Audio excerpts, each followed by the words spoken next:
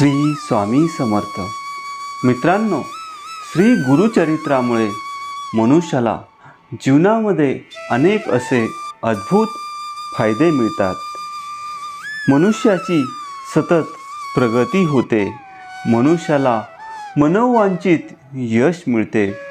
तर आज आपण बघणार आहोत श्री गुरुचरित्र अध्याय 31. मित्रांनो, अध्यायाला सुरुवात करण्यापूर्वी कमेंटमध्ये श्री स्वामी समर्थ असे लिहून अध्यायाला सुरुवात करूयात.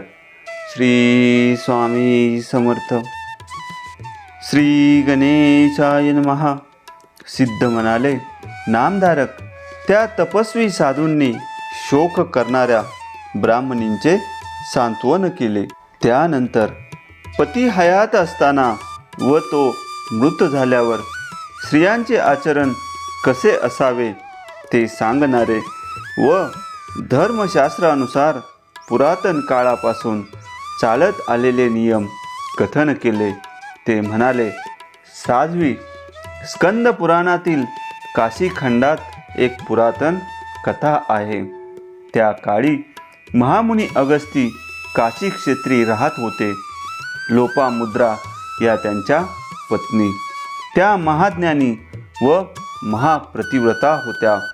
विंध्य पर्वत हा त्यांचा शिष्य. एके दिवशी ब्रह्मर्षी नारद त्यांच्या पाशी गेले. त्यांनी त्याच्या वृक्षवल्लरींनी सुशोभित मनोहर स्वरूपाची मनपूर्वक प्रशंसा केली व म्हणाले, विंध्या, तू सर्वार्थाने देखणा आहेस, पण मेरू एवढी उंची नसल्यामुळे तुझ्या अस्तित्वाचा प्रभाव पडत नाही. नारदांनी त्याच्या अहंकाराला डिवचले होते. त्यांचे बोलणे ऐकून त्याला राग आला. त्याने आपली उंची इतकी वाढवली की सूर्याचा मार्गच अडला. दक्षिणेकडे सूर्याची किरणे पडेनाशी झाली. त्यामुळे यज्ञादी धर्मकार्ये बंद पडली. तेव्हा चिंतामग्न ऋषींनी देवराज इंद्रांकडे गाऱ्हाणे नेले. ते ऐकून देवही चिंतित पडले. त्या सर्वांनी ब्रह्मदेवांची भेट घेतली. त्यांना विंध्याचलाचा प्रताप सांगितला. ब्रह्माजी म्हणाले, अगस्ती, हे विंध्याचलाचे गुरु आहेत. तुम्ही काशी क्षेत्री जाऊन त्यांची भेट घ्या आणि दक्षिणेकडील परिस्थिती सुधारण्यासाठी त्यांना तिथे पाठवा. त्यांना पाहून विंध्याचल विनम्रतेने नमस्कार करेल. तेव्हा ते त्याला आज्ञा देतील. मी परत येईपर्यंत तू असाच राहा. उठून उभा राहू नकोस. या उपायानेच त्याची उंची रोखता येईल. त्यांच्या सूचनेनुसार इंद्रादिक देव, बृहस्पती आणि सर्व ऋषी अगस्तींना भेटायला गेले. त्यांनीही त्या सर्वांचे उत्तम आदरातिथ्य केले. त्यामुळे संतुष्ट झालेल्या देवांनी अगस्ती व लोपमुद्रा यांची स्तुती केली.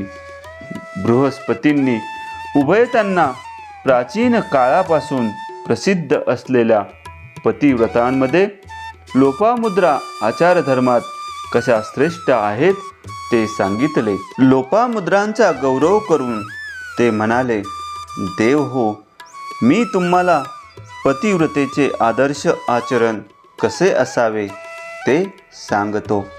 पतिव्रतेने पतीला भोजन देऊन मगच भोजन करावे. त्याला पाहून उभे राहावे. त्याच्या आज्ञेशिवाय बसू नये. त्याची अवज्ञा करू नये. त्याची अखंड सेवा करावी. अतिथीची पूजा करावी. पतीला विचारल्याशिवाय दानधर्म करू नये. त्याला श्रीहरीच समजावे. तो निजल्यावरच आपण निजावे. आपली वस्त्रे त्याला स्पर्श होईल अशा ठिकाणी ठेवू नयेत.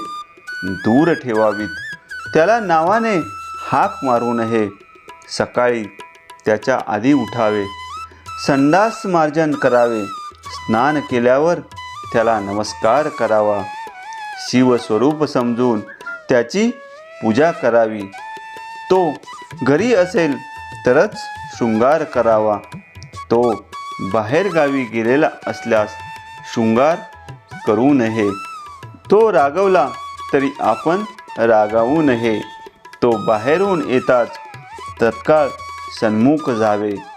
त्याला काय हवे ते विचारावे. त्याला विचारूनच बाहेर जावे आणि घरी लवकर परत यावे. घर स्वच्छ ठेवावे. पतीला आनंद वाटेल असेच वर्तन ठेवावे. व्रते, उपवास या गोष्टी त्याला विचारूनच कराव्यात. लग्न, यात्रा, उत्सव आणि तीर्थयात्रा आदी गोष्टींसाठी हट्ट करू नये. दुचित्त राहू नये. रजस्वलेने मौन ठेवावे. वेदमंत्र श्रवण करू नये. 4 दिवस पतीचे मुख पाहू नये.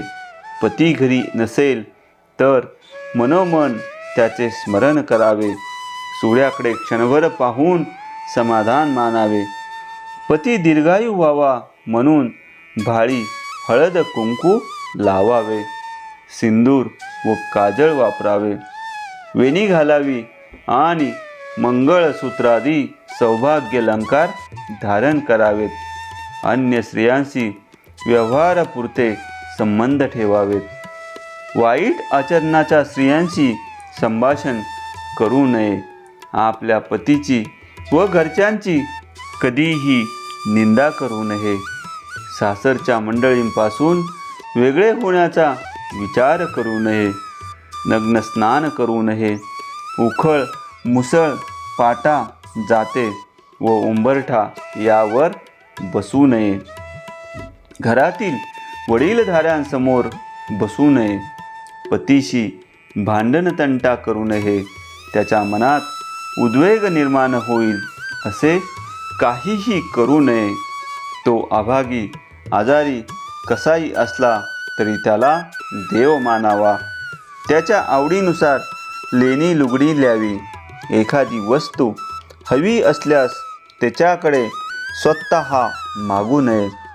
आपली मागणी मुलाकडून किंवा मुलीकडून सांगावी. त्याची जेवढी मिळकत असेल त्यातच समाधान मानावे. दुसऱ्यांचे वैभव पाहून त्याच्या कर्तेपणाला दूषणे देऊ नयेत. त्याला उलट उत्तर देऊ नये. स्वतःच्या स्वार्थाचा विचार करू नये. त्याच्या दुर्बलतेला हसू नये. व्याभिचार करू नये. परपुरुषाचे चिंतन करू नये. पतीशी मृदू वाणीने बोलावे.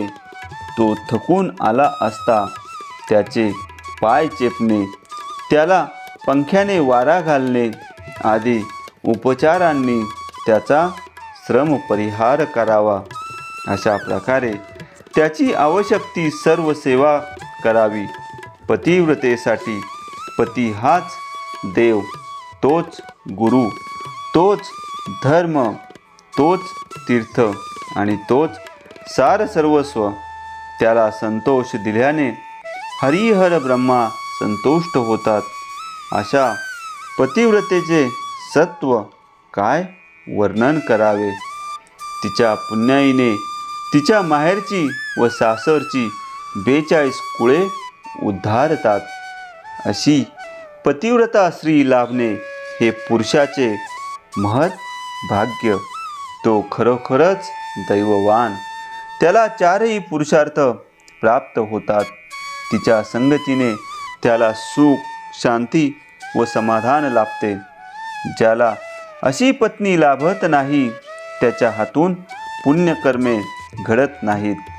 त्याला इहलोकी सुख मिळत नाही आणि परलोकी उत्तम गतीही मिळत नाही. असा गृहस्थ कर्महीन होतो.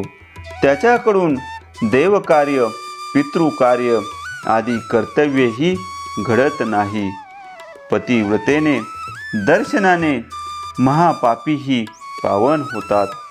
तिच्या पुण्याईने कुळाला बहुमान मिळतो. पतीला सद्गती लाभते. अशा प्रकारे अध्याय 21 समाप्त झालेला आहे. मित्रांनो, श्री गुरुचरित्राचा पूर्ण लाभ होण्यासाठी, मनातील इच्छा पूर्ण होण्यासाठी चॅनलला सबस्क्राईब करा आणि खाली कमेंटमध्ये लिहा श्री स्वामी समर्थ, श्री स्वामी समर्थ.